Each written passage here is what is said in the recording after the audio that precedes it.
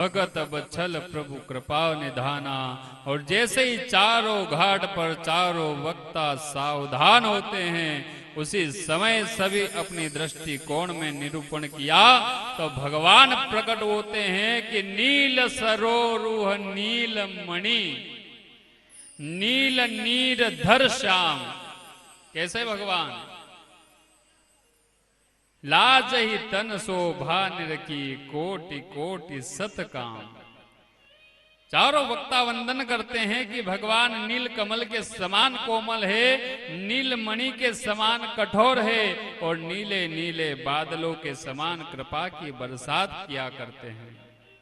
किस प्रकार? जो हम रात्रि में देखते हैं कि बादल वर्षा करने के लिए आतुर होते हैं और जब हम सो जाते हैं प्रातः काल देखते हैं कि वर्षा पूर्ण हो गई। उस प्रकार नील सरोरुह नील मणि नील नीर धर श्याम, उसी प्रकार नीले बादलों के समान भगवान और कब कृपा की बरसात करके चले जाते हैं कोई पता नहीं लगता है। अब मनुष्य शतरूपा जब वहां साक्षात भगवान प्रकट हुए तो मनुष्य शतरूपा भगवान के चरणों में साक्षात लेटकर दंडवत प्रणाम करती है।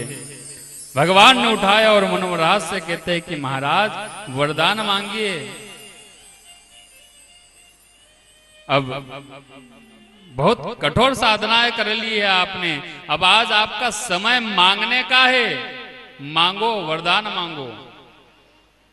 जब भगवान ने कहा मनु महाराज वरदान मांगिए, मांगहूं बर जोई भाव मन महादानी अनुमानी। मांगो जो मन में आए सो मांगो। आज मैं दानी ऐसा बनकर आया हूं कि कुछ भी देने से मना नहीं करूंगा। कितना तब कि आज जिस परब्रह्म परमात्मा को पाने के लिए देवता भी लालायित रहते हैं, आज वो परब्रह्म परमात्मा साक्षात स्वयं आकर खड़ा होकर कह रहा है कि मांगो, क्या मांगना चाहते हो। आज वो कुछ भी नहीं है जो मैं आपको ना दे सकूं, सब कुछ मेरे पास है, सर्वस्व दान दे दूंगा। तो भगवान कह रहे हैं मांगूं बर जोई भाव मन महादानी अनुमानी। जो भी आपके भाव हो, जो भी आपके मन में हो वो मांग लीजिए। लेकिन भगवान को कैसे बोले, क्या कहना चाहते हैं कि सकुचि बिहाई मांगो नृप मोही। मनु महाराज भावना समझ रहे हैं भगवान कि ये मुझे ही मांगना चाहता है, मेरे अलावा ये किसी को नहीं चाहता है, लेकिन मांगने में सकुचा रहा है। मांगने की सामर्थ्यता नहीं हो रही है। साक्षात परब्रह्म से कह दे कि तुम मेरा बेटा बनकर आ जाओ। कहना तो यही चाहते हैं कि आप मेरे पुत्र बनकर मेरे घर आ जाइए, लेकिन बोलने की सामर्थ्यता नहीं आ रही है, बोल नहीं पा रहे हैं। चाहूं तुम ही समान सुत प्रभु सन कवन दुराओ। और अंत में भगवान से कह दिया कि हे गोविंद, मैं तो प्रभु आपके जैसा बेटा चाहता हूं। भगवान ने कहा मेरे जैसा कहां से लाया।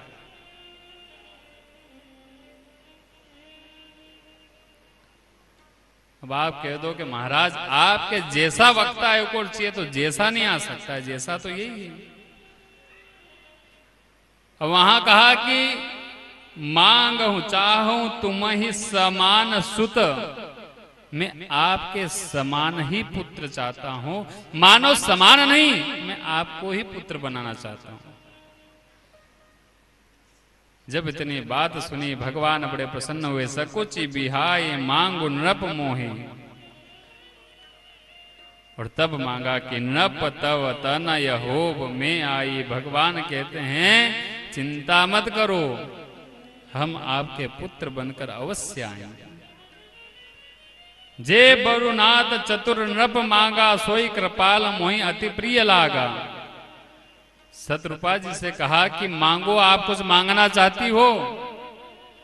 शत्रुपा कहती है कि प्रभु मांगना तो वही था जो मेरे स्वामी ने मांगा है कि आप पुत्र बनकर मेरे घर आओ, लेकिन आप पुनः मुझे अवसर दे रहे हैं कि मांगो, तो मैं मांगना चाहती हूं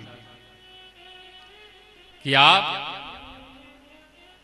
जब मेरे घर बालक रूप में जन्म लेकर आओ तब मुझे यह ज्ञात रहे कि आप परब्रह्म परमात्मा है। कहीं ऐसा ना हो कि मैं आपके प्रेम में इतनी डूब जाऊं कि मैं आपको भगवान ना समझूं और मेरा साधारण।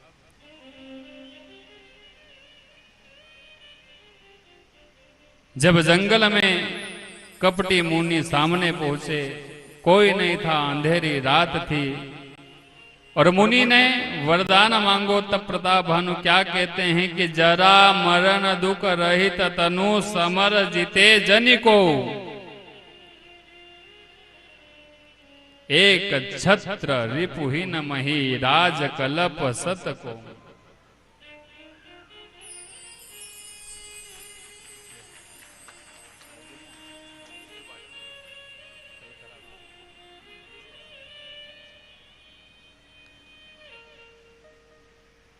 यही निष्कामता का दंभ ही प्रताप भानु के पतन का कारण बनता है। प्रताप भानु विप्र श्राप के कारण परिवार सहित नष्ट हो गया। किसके कारण? विप्र किसे कहते हैं? ब्राह्मण।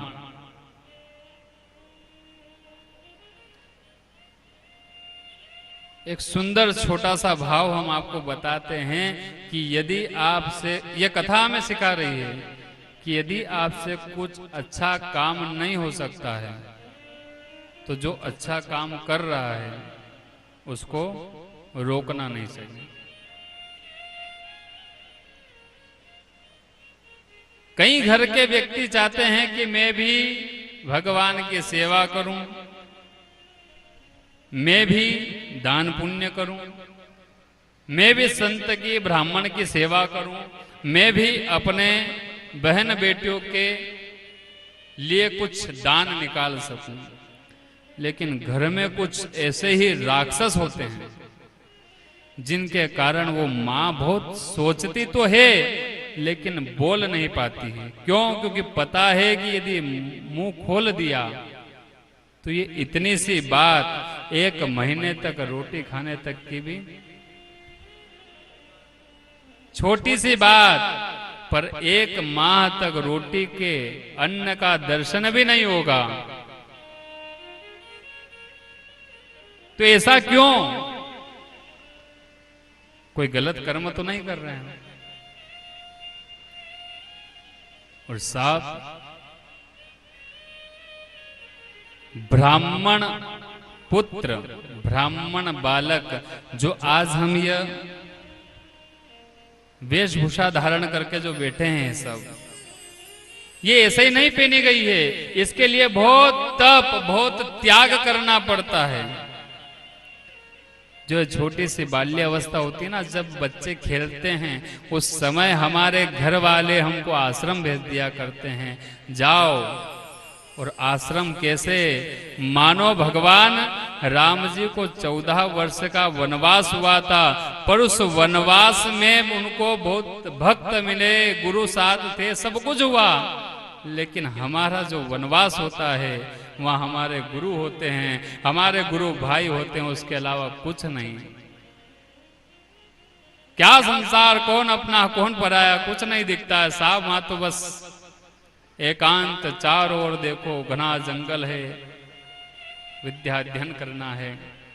और जब इतना तप करने के बाद ब्राह्मण बनकर, ब्राह्मण बालक यदि आपके घर पूजन पाठ यज्ञ कर्म कराने आता है और उस समय यदि यजमान कहता, अरे पंडित जी क्या समय हो रहा है, 9 बजे की बात थी, आप 10 बजे आ रहे हो। साहब समझ लेना, आपने लाख रुपए खर्च करे हैं उस पुण्य कार्य के लिए, लेकिन वो सब कुछ वहां नष्ट हो गया है। क्यों? क्योंकि आते ही आपने सबसे पहले ब्राह्मण के ऊपर प्रहार किया है। और प्रहार कौन सा? शब्दों का।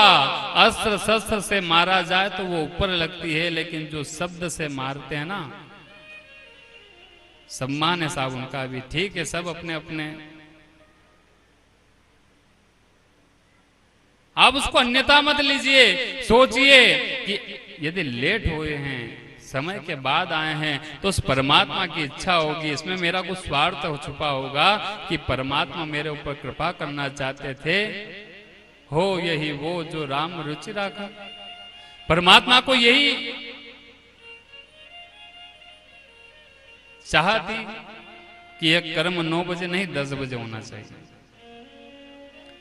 आज ब्राह्मणों की ऐसी दुर्दशा है साहब, लाखों रुपए अपने घर के बेटे की बेटियों के विवाह में यूं उड़ा देते हैं। जब ढोल वाला सामने आ जाए तो ऐसे, और जहां ब्राह्मण देवता कहते कि साहब संकल्प में पैसे रखो, तो चिल्लर यदि जेब में ना हो तो पड़ोसी से मांग लेते और 1 रुपया लेके रखते हैं। लाखों रुपए में टेंट वाला होता है, हजारों रुपए में बैंड वाला होता है, और जब ब्राह्मण के देने की बारी आती है, अरे साहब पंडित जी कराई क्या आपने, 500 रुपए ले लो।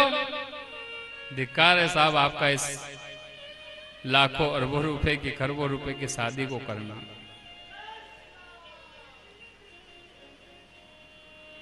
यदि करा ही क्या, इतना ही जानना चाहते थे तो फिर ब्राह्मण को क्यों बुलाया?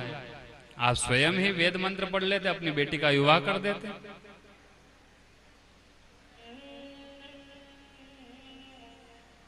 यही वो ब्राह्मण है जिस ब्राह्मण के कारण परमात्मा को इस पृथ्वी पर अवतार लेकर आना पड़ा। ब्राह्मणोश्च मुखम आशित बाहुराजन्य। परमात्मा को ब्राह्मण अत्यधिक प्रिय है। और ब्राह्मण भी ये ना भूले, ब्राह्मण कैसे? जो नित्य उस गोविंद का पूजन किया करते हैं, ठाकुर की सेवा किया करते हैं। क्योंकि हमारे मारवाड़ के संत मुरलीधर जी महाराज कहते हैं कि संसारिया टुकड़ा जेके लांबा लांबा दांत, भजन करिया सो उबरे नहीं तो खेचर काढ़े आठ।